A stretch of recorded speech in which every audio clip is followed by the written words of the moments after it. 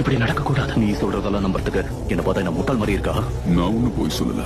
இட்டாச்சியை பத்தி நான் சொன்ன எல்லாமே உண்மைதான். அவன் சாஸ் கேக் மட்டும் இல்லாம ஹிடன் லீஃப் வில்லேஜ்காகவே தன்னுடைய உயிரை விட்டான்.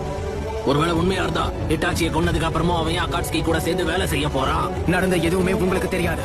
உண்மை என்னன்னா நருட்டோ, ஹிடன் லீஃப் வில்லேஜோட பெருந்தலைவர்கள் இட்டாச்சியை பயன்படுத்தி உச்சிஹா இனத்தையே அழிச்சிருக்காங்க. ஆனா ஏன் இட்டாச்சி ஏன் உச்சிஹாக்கு துரோகம் செய்யணும்? இட்டாச்சிக்கு 4 வயசு. அப்பவே பல பேர் சாகிறத அவன் கண்ணால பார்த்தான். அந்த சின்ன வயசுல அவன் போர் அனுபவிக்கணுங்கிற எந்த கட்டாயமும் கிடையாது. அதனாலே ஊரோட நிம்மதியும் சமநிலையும் முக்கியங்கிறது அவனுடைய ஆழ் மனசுல பதிய ஆரம்பிச்சது. ஊருக்கு விசுவாசமா இருக்க ஆரம்பிச்சா இட்டாச்சி. ஆனா அவங்க அவனுடைய விசுவாசத்தை தப்பா பயன்படுத்திக்கிட்டாங்க. தான் சொந்த கையாலேயே தன்னை குத்துற விதமா ஒரு மிஷன்ல அவனை ஈடுபடுத்தினாங்க. உச்சிஹா கிளான்ல ஒருத்தர் விடாம எல்லாரையும் அழிக்கிறது.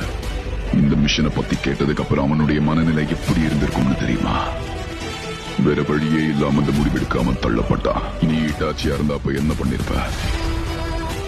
எல்லா பழியும் தான் தோள் மேல சுமந்தான்.